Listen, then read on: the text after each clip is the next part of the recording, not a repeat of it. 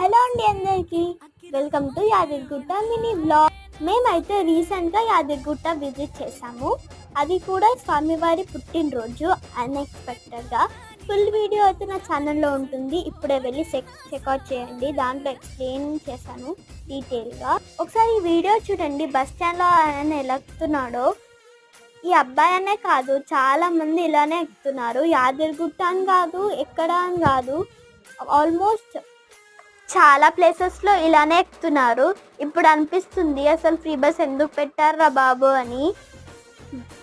ఆడవాళ్ళు అయితే జుట్టు పట్టుకొని మరీ కొట్టుకుంటున్నారు కొన్ని చోట్లలో. ఎందుకు పెట్టారో ఏమో ఈ ఫ్రీ బస్సులు, పెట్టకపోయినా బాగుంటుండే.